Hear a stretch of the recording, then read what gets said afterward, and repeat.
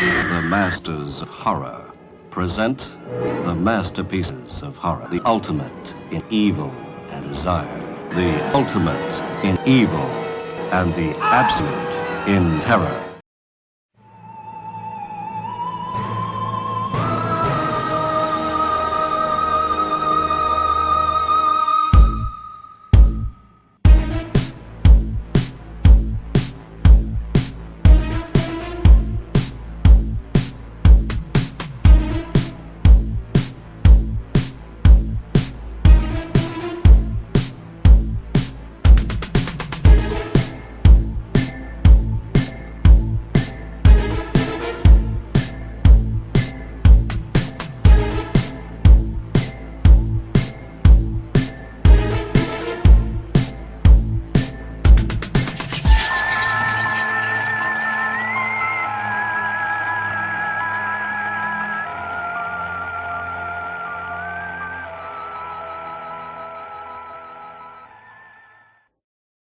Man, Mr. Mash, I am hung over. Oh yeah? Why? Because I went out last night and I got hammered.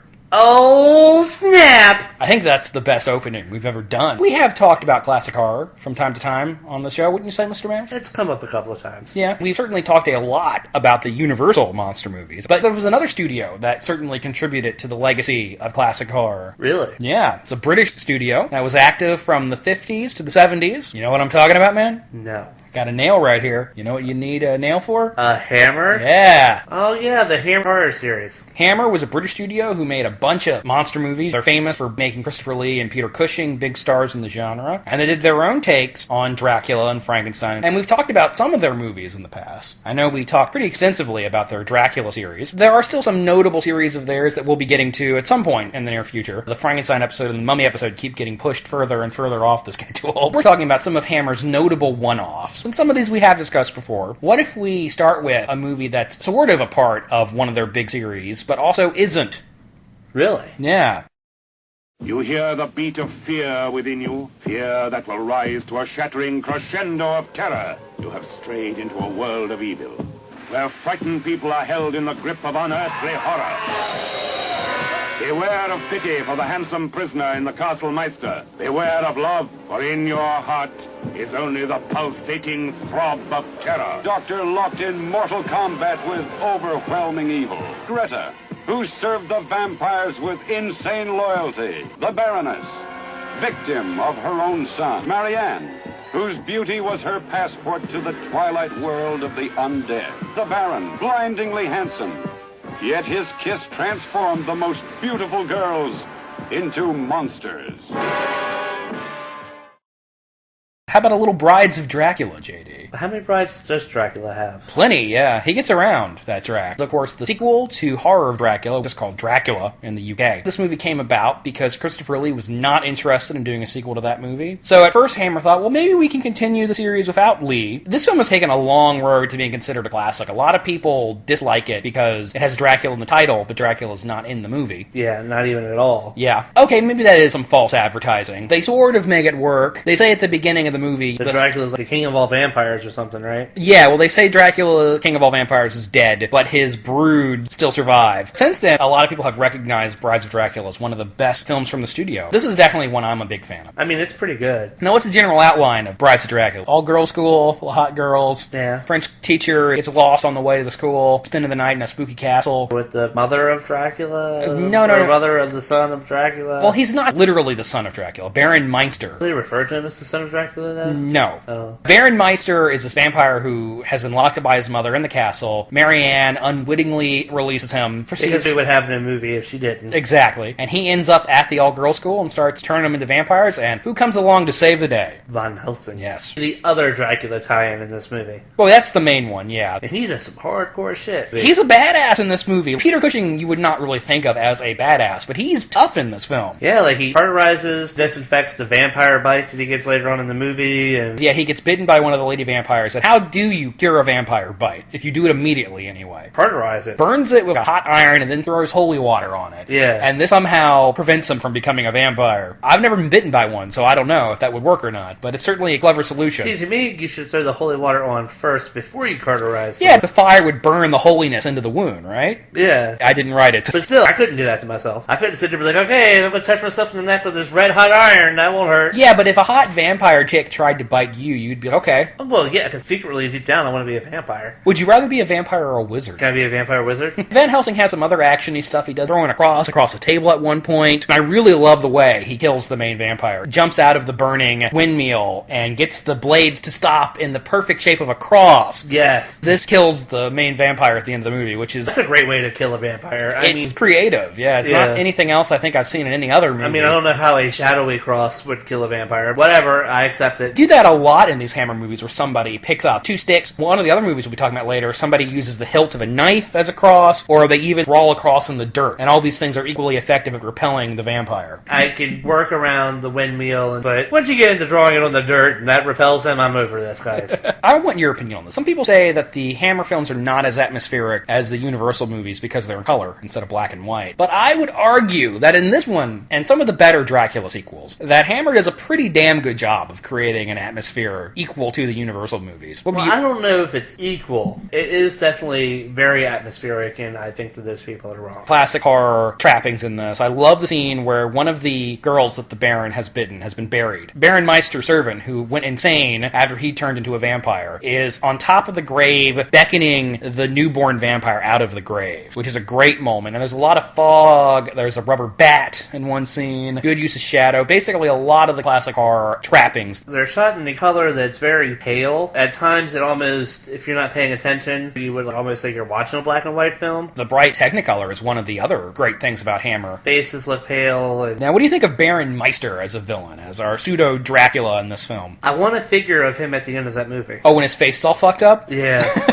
When he gets the holy water to the face and like halfway to Skeletor, I want a figure of that. I don't know why nobody's done Hammer figures. It seemed like it would be a home run. There are so many people who would buy a figure of Christopher Lee's Dracula. That has something to do with the rights. Probably. This one, it treats vampires a little different than they did in Horror of Dracula, where they're more this ancient evil. And in this film, it's almost a viral element. Meister turns a lot of people into vampires in this film. Meister is sort of charming and romantic when he's not being a vampire. Yeah. He actually convinces the heroine to marry him before she finds out he's undead anyway. Yeah. One of the things Hammer is famous for, they made the classic horror characters modern in two ways. Three if you count shooting the films in color. But the two other ones are adding more blood and adding more sex. Yeah. These early films don't have any nudity in them, but they are famous for the plunging necklines of the female characters. Brides of Dracula is still pretty early. The nightgowns are not too deep. There is some sexiness in this film, but considering it's set in an all-girls school, it's not quite as lascivious. No, there are no naughty schoolgirls in this movie. You gotta remember, too, is that these movies are British. The British have different regulations and stuff like that when it comes to nudity. But I do like the vampire schoolgirls in this. Good stuff. What do you think of Marianne, our heroine? Well, she's alright. Yvonne Monlier, I guess is how you'd pronounce that, is the actress. Yeah, she's okay. And notably, Van Helsing, it takes him a while to get in the film. He doesn't enter the movie until about a half hour in. This is Peter Cushing's show. He is awesome in this film. Maybe my favorite take on Van Helsing. A good bit of action, got some sexy female vampires in it, creepy atmosphere. All these Hammer films are all under 90 minutes long. Cushing is the definitive Van Helsing. He is in my eyes. When people have an idea of Van Helsing in their head, they're essentially getting it from Cushing's version, whether they realize it or not. Yeah, they don't picture Edward von Sloan. They don't picture Anthony Hopkins. Maybe they picture Anthony Hopkins. Anthony Hopkins was a pretty... But Anthony Hopkins, Van Helsing was influenced by Cushing. Yeah. We're both big fans of Brides of Dracula. We can both agree that this is top-tier Hammer.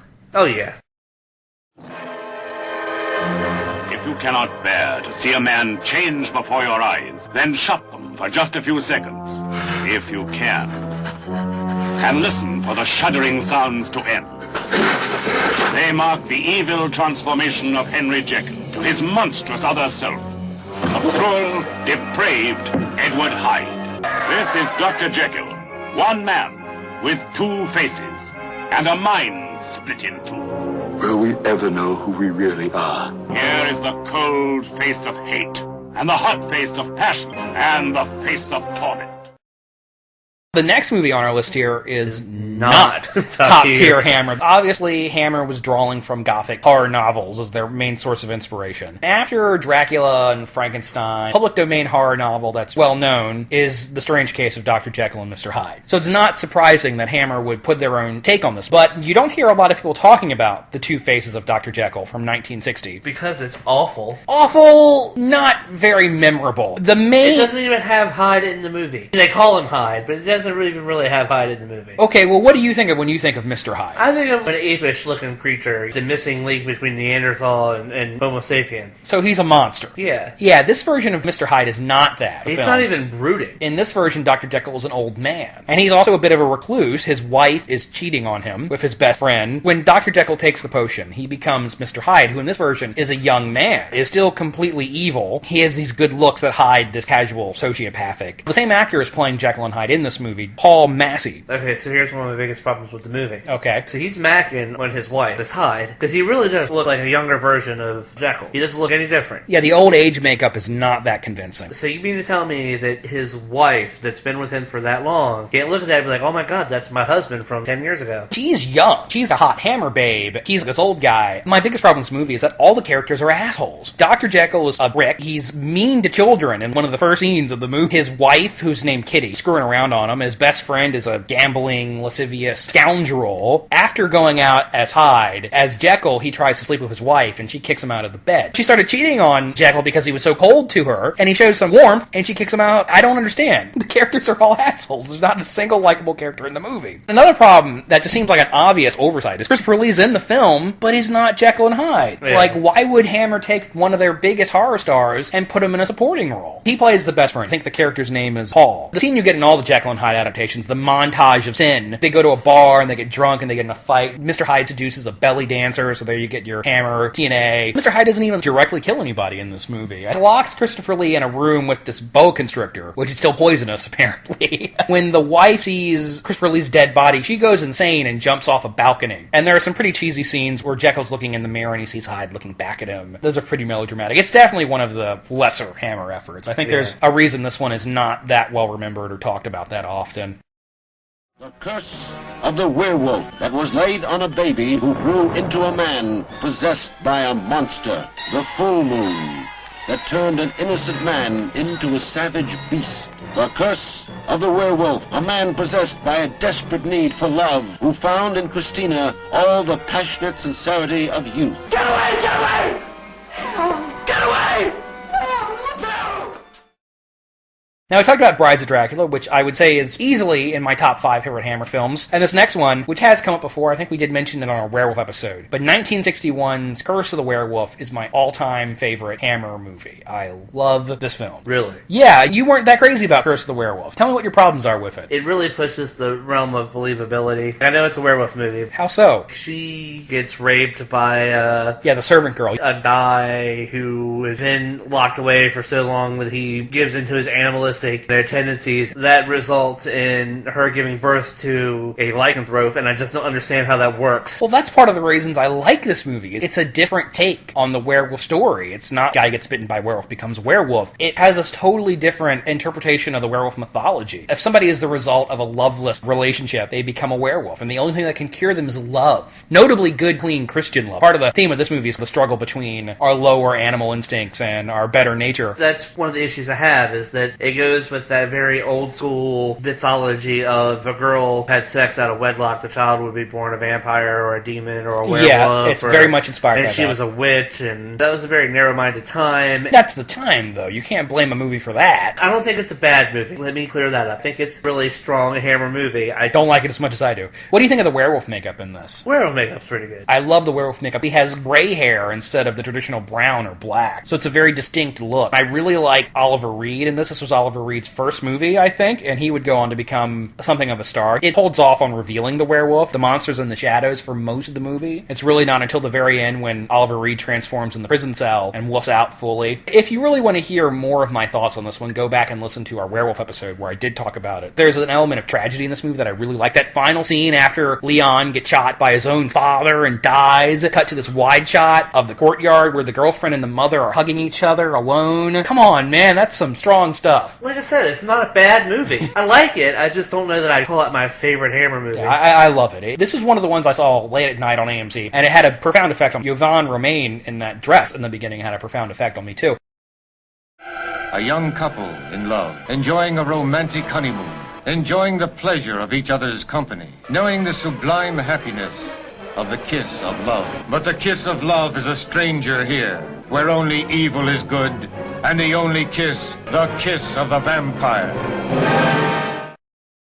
Did you see Kiss of the Vampire? Yeah, I don't remember it. When it comes to Hammer's various vampire epics, The Kiss of the Vampire can't help but come off as the red-headed stepchild. The film lacks a recognizable leading actor like Christopher Lee, Peter Cushing, or even Ingrid Pitt. The film's ending was originally conceived and rejected for Brides of Dracula. Many of the story's elements, a satanic cult, a pure maiden corrupted by evil, would be utilized in later and more memorable Hammer horror flicks. Despite its overlooked status, Kiss of the Vampire isn't a bad film and should be sought out by Hammer fans. The film might also be set a little later than the usual Hammer flick, as the main couple are introduced riding a motor car. Gerald and Marianne are honeymooning through Bavaria when said motor car runs low on fuel. Petrol stations being rare in the 1800s, they are stranded. After staying the night in a slightly spooky hotel, the couple is invited to stay at the nearby mansion owned by Dr. Ravna and his unusual family. The members of the family have a strange sway over Marianne. Soon it becomes apparent that Ravna and his friends are vampires, looking to induct Marianne into their satanic cult. Instead of focusing on a Dracula or a Dracula-like figure, Kiss of the Vampire invents the idea of an entire cult of vampires. Dr. Ravna, played by an appropriately sinister Noel Willman, may be the leader, yet his two children, Carl and Sabina, are hungry and demonic, barely able to suppress their desire to kill and feed. What makes the vampires in Kiss interesting is their organization. They congregate in flowing white robes when they induct a new member into their fold. They operate elaborate plans trying to convince Gerald that he never had a girlfriend, that he imagined the entire ordeal. Instead of roving monsters, they act more like a devil-worshipping. This element is well executed and provides Kiss of the Vampire with a unique spirit of its own. In a Hammer horror flick, it's unusual for the audience to get attached to a character that isn't named Van Helsing or Frankenstein. However, an element that makes Kiss of the Vampire memorable is the central cast being genuinely lovable. The love between Gerald and Marianne is what motivates the entire film. The vampire seeking to violate the purity of that love is the more immediate threat than draining Marianne's blood. His resolve in finding his girlfriend propels the film towards its last act. Edward D'Souza is charming as Gerald, funnier than classic horror heroes are usually allowed to be. Jennifer Daniel as Marianne exudes the kind of innocence required for the part. Another element of Kiss the Vampire that sets it apart from other Hammer horror joints is its hero. Dr. Zimmler, the quasi-Van Helsing figure, is played by Clifford Evans. Unlike Cushing's refined, religious professor, Evan Zimmler is an alcoholic, consumed by grief over his daughter's death. There's a raw quality to Evans' performance. When he isn't drinking, he's delivering grave messages to unsuspecting people. Unlike Van Helsing, Zimmler seems unorganized and desperate. It's definitely a memorable character, and quite different than the heroes we usually see in these films. Aside from all of the above, Kiss the Vampire has some moments of compelling horror, such as the opening where Zimmler drives a shovel through the lid of a coffin, a blood-curdling scream ushering from inside. Before revealing their evil intentions, the vampires invite Gerald and Marianne to a mass ball, a solid setting for any horror film. That Hammer blood is present, such as when Dr. Zimmler draws a cross on his chest in his own blood. If people remember nothing else about Kiss of the Vampire, they remember the ending. Zimmer employs satanic magic against the satanic vampires. He calls up a swarm of bats from hell, which then bite the vampires to death. Yeah, the bats are rubber and look fake. However, that's certainly a conclusion you're not going to see in any other vampire flick. While often overlooked, The Kiss of the Vampire is actually a pretty good example of Hammer horror.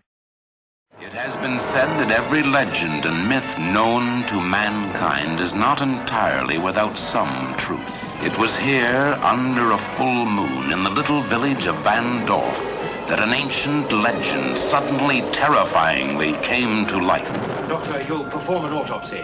On a body that's turned to stone? For 2,000 years, Megara the Gorgon had kept her evil peace. But now this strange, unearthly creature returns to petrify every human being who crosses her path. Terrifying realism of the Gorgon. She comes to life and brings death to all those who look upon her face. 1964's The Gorgon. Or is it Gorgon? It's Gorgon. Really? Because I've always pronounced it Gorgon. But you're putting a pause in between the gore and the gon, and that annoys me, so it's Gorgon. Well, in the movie they say Gorgon, so I guess it's Gorgon, but I've always said Gorgon. I'm emphaticizing the wrong syllable. Please tell me you did that on purpose. Most of the monsters and the Hammer movies are from European mythology, but this one's from Greek. Well, I guess Greece is part of Europe, but you know what I mean. It's Upper European versus Southern European. Greek is really more Mediterranean than European. Yeah. But it is still set in mainland Europe. It's set in a village in Germany, Vandorf. Now, do you recall the plot of the Gorgon? No. This town of Vandorf has this legend about a Gorgon, Magira, who haunts a castle on the edge of town. People start turning to stone. Woman, her boyfriend, the boy's father are all turned to stone. And an expert named Dr. Naraoff, Peter Cushing's character, is the head of an asylum. And he has to accept that maybe the local legends about the Gorgon is real. A friend of his, Carl Meister, and yet another character named Paul team up to figure out what the hell's going on. Well, it's sort of a twist ending, reveal of the Gorgon's true identity. I think it is a twist in the truest sense. Barbara Shelley, who was also in Dracula Prince of Darkness, plays Carla, Peter Cushing's character's assistant, and he's in love with her, but she's not in love with him. She's in love with this guy, Paul. There's something of a love triangle. The movie hints throughout that she is, in actuality, the Gorgon. The end of the movie is indeed revealed that Barbara Shelley's character is Magira, the Gorgon. Which, by the way, I love the makeup in this movie. It's awesome, isn't it? Yeah, I don't know how they made that shit work, but they made it work. It's in shadows for most of the film. I think has a lot to do with it. When you see her transform in the fountain, and you see the snakes come out and start moving around, that was awesome. I've actually heard some people criticize that they don't like the makeup. They think the snakes and the hair look cheesy. Well, it's a movie from the 60s. What are they expecting? There's no Rick Bakers in England. This movie has some awesome classic atmosphere. The bandit castle, cool and spooky, and there are They talk about how there's 3 Gorgon sisters. Magira is supposed to be one of the sisters of Medusa. Medusa. It's like Magira, Medusa, and some other one. She's the Kelly Rowlands of that group. I looked it up, and Magira is not the name of the third sister in Greek mythology. They made that up.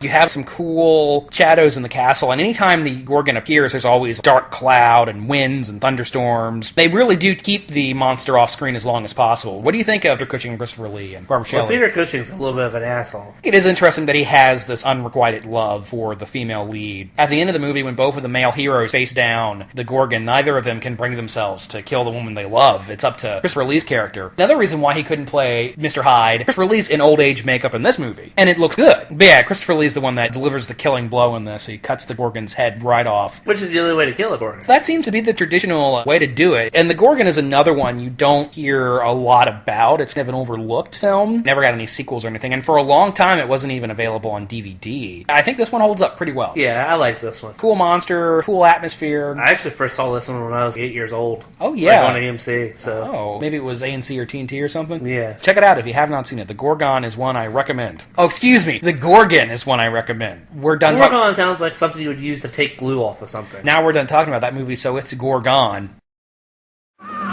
This coach is bound for a terrifying destination. Dead. But no corpse can remain at peace in this village of the undead, this land of the zombies. In this place, no one is safe. No one can hide from witchcraft, superstition, and fear. That corpse wandering on the moors is an undead, a zombie.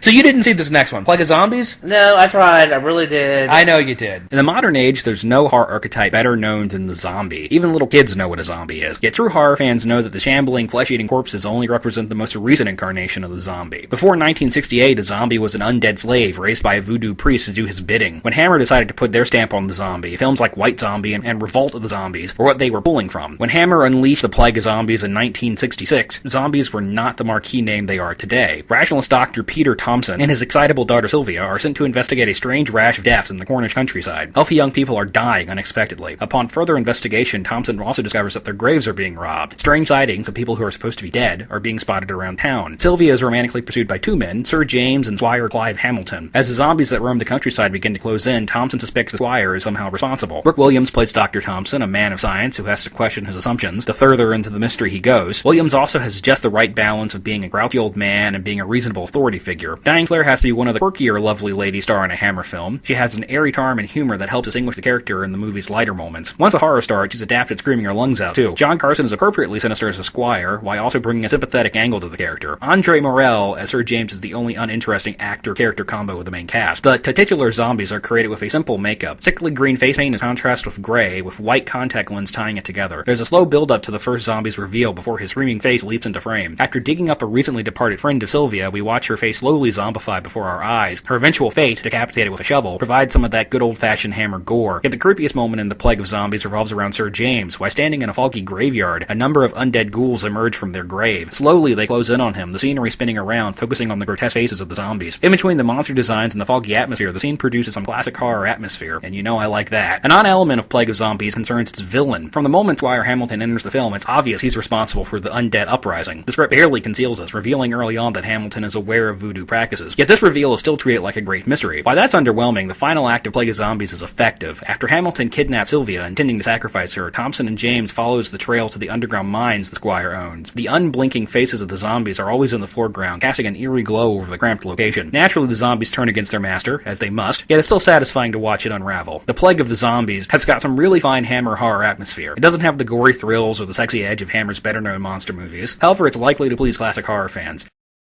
Evil, all-powerful, all-terrifying, evil to seek you out and destroy. What strange power did this man actually possess? A power that turned people into murderers.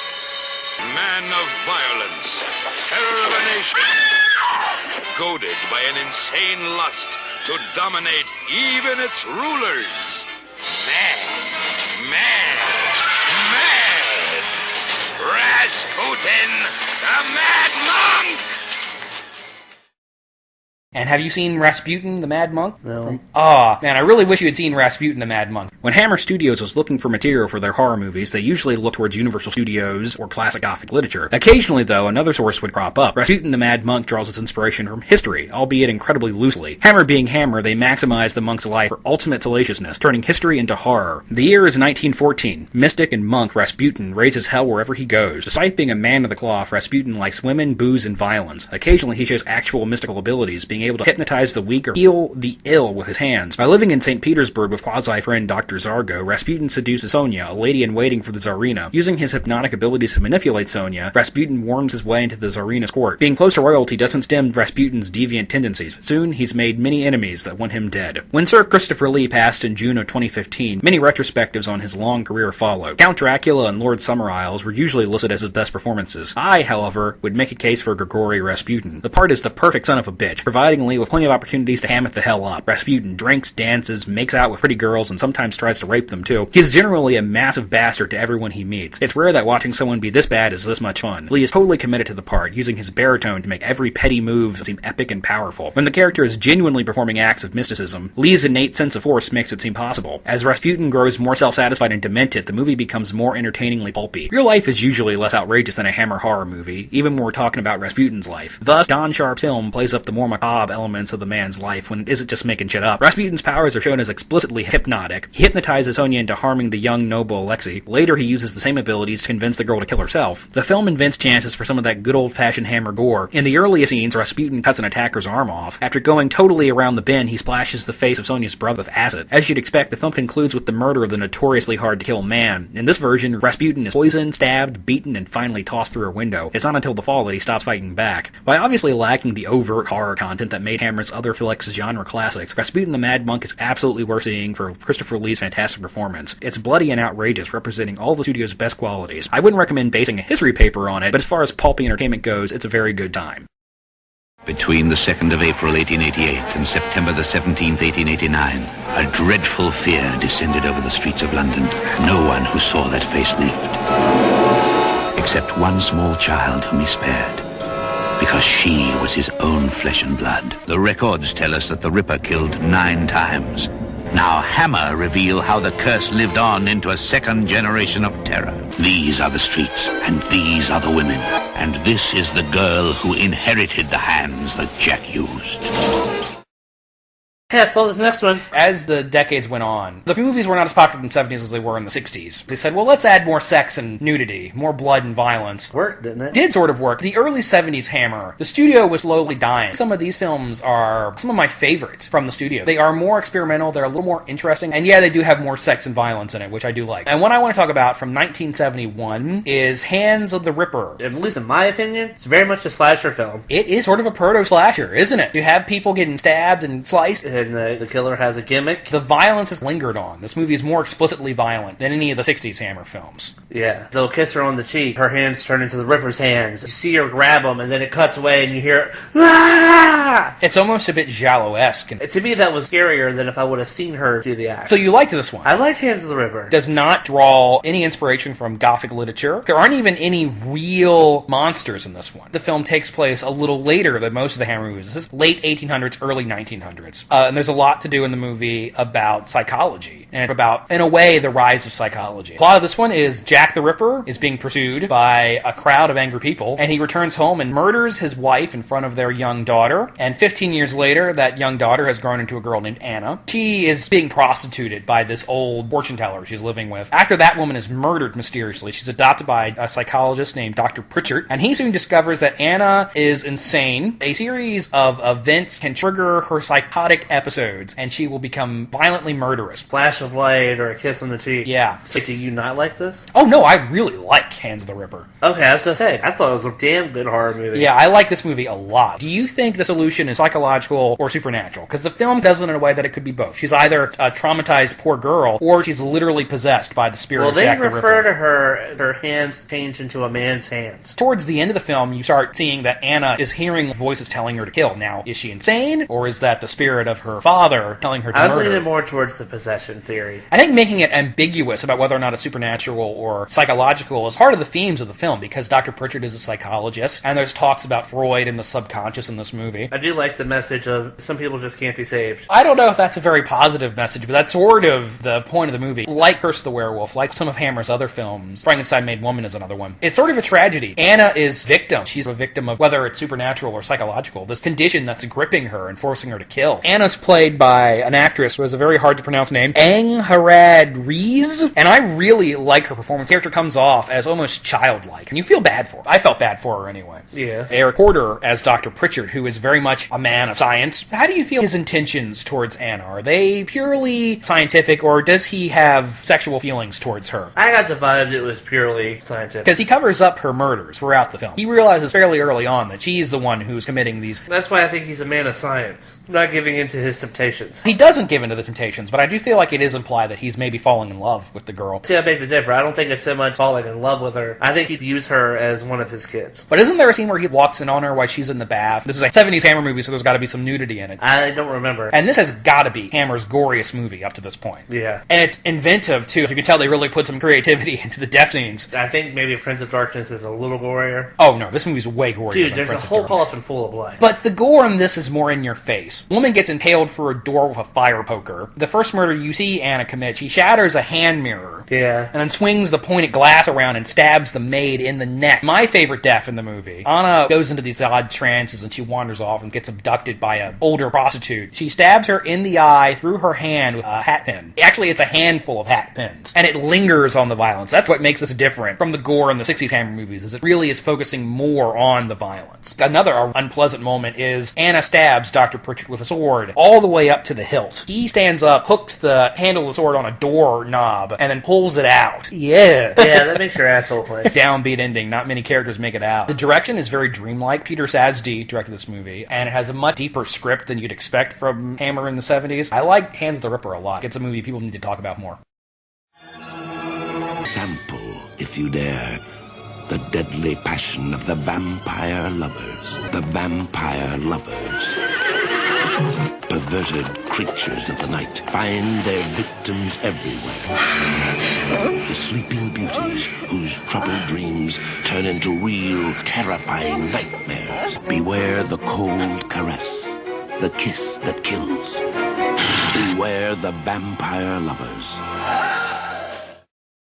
Well, you've seen The Vampire Lovers. Yes. Okay. Years ago. In the 70s, Hammer upped the explicitness of their films. A series of movies, there's 3 of these, the epitomization of early 70s Hammer, where there was more sex and violence than in their other films. And I'm talking about the Karnstein trilogy, or the Carmilla trilogy, which began in 1970 with The Vampire Lovers. We might have mentioned this movie once before. Hammer definitely took advantage of the looser censorship in the 70s. Adapted from J. Sheridan Le Fanu's Carmilla. This one's set in Germany, too. It's set in the German state of Styria, era. Is this the one where Van Helsing cuts the head off in the beginning? It's not Van Helsing, but yes. Peter Cushing cuts the head off in the beginning. It's not even Peter Cushing. He's in the movie, but he doesn't cut the head off. Oh, for the love of... Beautiful woman named Mercala appears at a party, and she immediately is attracted to the niece of the general who's throwing the party. The girl's named Laura. Soon afterwards, Laura starts to have strange dreams, and then soon after that, she dies. A little while later, Mercala, who's now calling herself Carmilla, reappears at a nearby estate of a rich family called the Mortons. There, Carmilla develops feelings for Emma, who is the daughter. If you couldn't figure it out, this is one of the earliest lesbian vampire movies. Obviously, Dracula's Daughter is the very first lesbian vampire movie. Carmilla is a female who is sexually attracted to and in love with other women. When you're a vampire that lives as long as she has. At some point, bisexual became the default setting for all vampires. Now, who does this movie star? Is this the one with Ingrid Pitt? This is the one with Ingrid Pitt. Ingrid Pitt was attractive. She has no problem with nudity, but it's not just that she's really, really hot that makes her so alluring. There is something otherworldly about her. It's a natural fit for the part of Carmilla who is supposed to be this otherworldly woman who has this strange pull over the people around her.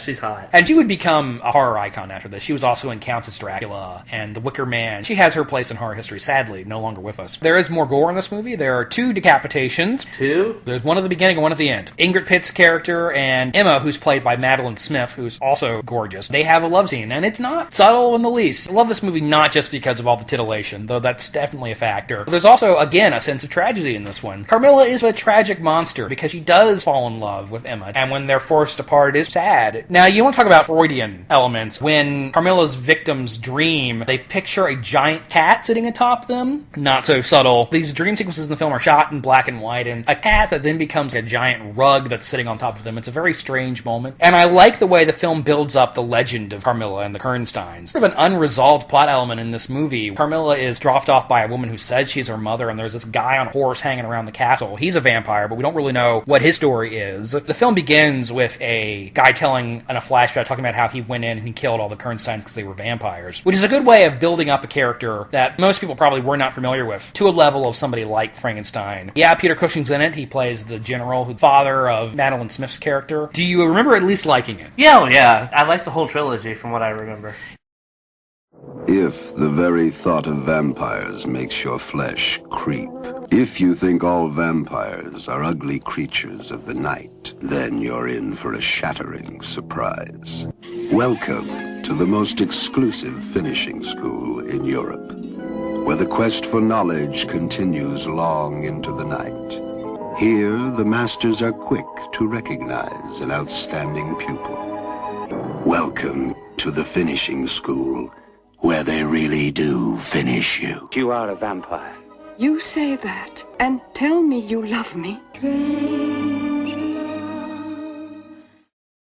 The film was popular enough to spawn 2 sequels. They both came out in 1971. First sequel was Lust for a Vampire. You've seen this one, right? Yeah. I know I've seen it. I just don't remember. The film begins with a mysterious man and woman in the Kernstein castle bringing Carmilla back to life. They drain the blood from a shapely blonde over her tomb, which of course revives her. Same way you bring back Dracula. Meanwhile, an author named Richard Lestrange, ooh, that's a good name, visits an all-girls school. It's another one of these hammer movies set in an all-girls school. Soon afterwards, a young woman named Mercala enters the school, and pretty much everybody starts to fall in love with her. This is sounding vaguely familiar. This one is packed full of nudity. Mercala is massaging her flatmate's shoulders. Her top just happens to fall down. Later, 2 girls go skinny dipping. That happens. Late in the film, Carmilla, Mercala, whatever the hell you want to call her, you might have noticed that Mercala is an anagram of Carmilla. Yeah, she bites a woman's heaving bosom. So clearly that was... I'm the only one that finds that hot. No. Ingrid Pitt did not return. Carmilla is played by a different actress in all of these movies. In this one, she's played by Judy Stinsgaard, or I have no idea how you say that first name. She's not as good of an actress as Ingrid Pitt. Apparently, the lesbian aspect of the Vampire Lovers was quite controversial in 1970, and I suppose it would be. So in this movie, they soften that element. She falls in love with a man in this one, and they have a love scene. Okay. Why they're doing it, this really cheesy song called Strange Love is playing. The author, Richard Lestrange, who's played by Ralph Bates, who was being reared to be Hammer's new horror star. You remember the Baron in Taste of the Blood of Dracula? Mm-hmm. Okay, that was him. His character falls in love with Mercala, One of the girls in the school falls in love with her. There's a decapitated body in a well. Oh, snap. The guy who brings Carmela back to life, Count Kernstein, who's played by a DJ named Mike Raven, who looks and sounds a lot like Christopher Lee, which really makes me think that part was written for Lee, and he just didn't want to do it. That's probably what happened. Do you remember this moment, the end of the movie, where the villagers realize that the Kernsteins are still alive, and they go to the castle with their torches and pitchforks, as you do. They burn it to the ground, and the male hero, who's entranced by Carmela, tries to rescue her when a flaming wooden beam falls from the ceiling and impales her through the heart. I do remember that. Okay, so you have seen this then. Yeah. Or at the very least, you've seen the ending. Well, I've seen the beginning, too. I remember that. It's probably one of those things where I was watching it and drift off. Anybody who wasted their youth watching late-night monster movies have seen the beginning and ends of movies and missed most of the middle. This one is not as good as The Vampire Lovers, but it's still solid. By this point, Hammer was in the exploitation game, and it's got some decent atmosphere. The script's a little muddled, but it's not bad. Not as good Vampire Lovers, but I do like Lust for a Vampire, and all these movies have fucking awesome titles. Have you noticed that? Yeah. Like, you go up to the theater and you see Lust for a Vampire on the mark. Fuck yeah, give me 2 for that.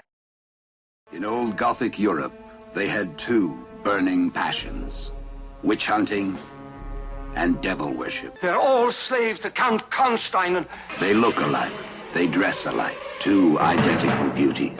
But one of them has the very devil in her. These are the men they call the Brotherhood, and this is the sister who is about to enter the Devilhood. The devil has sent me. Twins of evil. Yeah, I'd buy 2 tickets for a movie titled Twins of Evil. Would you buy 2? Would you bring 2. your twin? Yes, I would bring my twin that I don't have.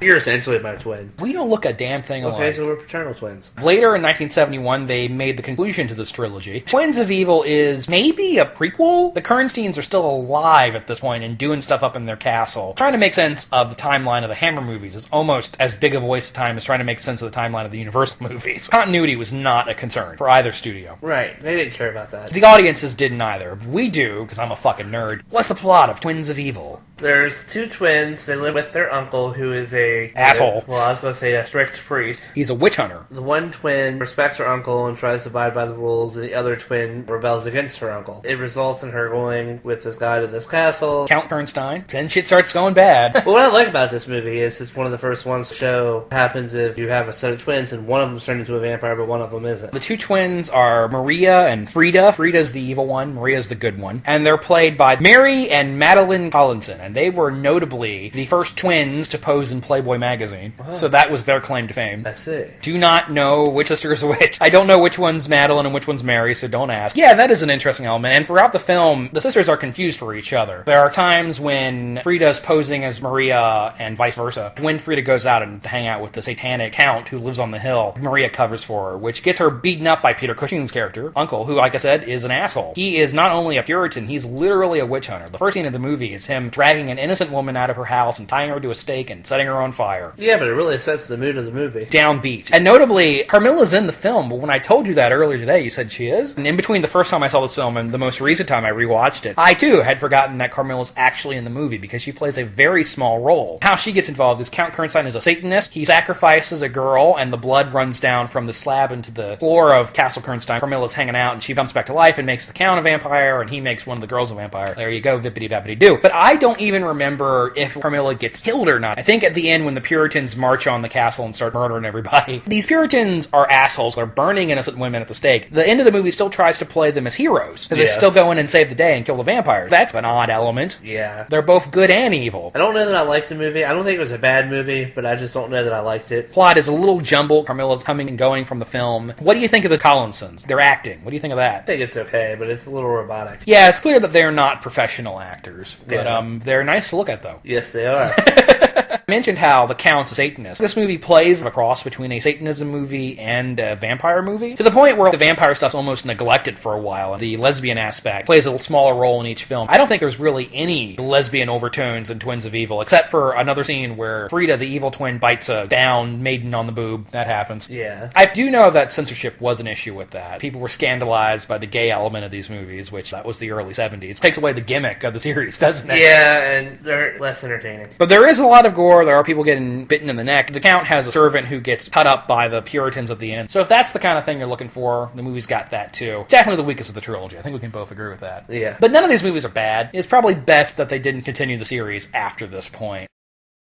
Come if you dare within these walls. On stage is color, beauty, and light. But in the shadows lurks a monstrous evil. Terror haunts these dusty corridors. Murder waits its call in the dressing rooms. And on cue, death makes his entrance. The Phantom of the Opera. The hideous echo of a night of agony and horror. A night that must be avenged, even from beyond the grave. Any other Hammer movies we should have talked about? Vampire Circus? Vampire Circus is one I thought about. I haven't seen it in years. I remember liking it. David Prowse is in Vampire Circus. He plays the strong man. I remember there's a girl painted to look like a snake or a cat or something. You know what I remember? The female frontal nudity, I know. I hate to be crude, but if she would have opened her mouth, I would have saw daylight. Oh my god. I don't remember very much about Vampire Circus, but I have seen it. I think their last horror film was a film called To the Devil, a Daughter, which had Christopher Lee in it, and young Natasha Kinski. Very disappointing. For it to be the last horror film the studio ever made, it is definitely a bummer. I guess we should mention how Hammer was some time ago resurrected. Whoever had the rights to the name decided to bring back Hammer and start making new horror films. They made the remake of Let the Right One In, Let Me In, which we've talked about, and they made the Woman in Black series, the first one with Daniel Radcliffe, and I didn't see the sequel. Did you see the sequel to Woman in Black? I didn't see the sequel. I didn't really like the remake of The Woman in Black. No, I thought it was a modern day horror film with lots of, jump scares, but at least it was set in the Victorian era, which was nice. Did another one last year called The Quiet Ones. Did you see that? It was a ghost movie. No, I did not. I didn't see it either. I think the reviews were mediocre. Oh, and The Resident with Hilary Swank, which I hated. Oh, one we didn't mention was Hammer's version of Phantom of the Opera, and I didn't talk about it because I knew you weren't going to watch it because you do not like the Phantom of the Opera story. Yeah, I'm not a fan.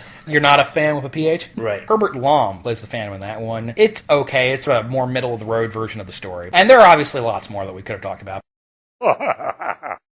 You can find the show on Facebook, www.facebook.com/TheBangersAndMacho. You can find me on Twitter, @LastMonsterKid. By the time this comes out, the first episode of the Jean-Claude Van Damme podcast will be out. I'm on it with a guy named Marcus. Give it a listen if you're interested in Bloodsport and cheesy action movies from the 80s. And I think you are. Now, they say the best cure for a hangover is the hair of the dog that bit you. So why don't we go out and get hammered again, huh?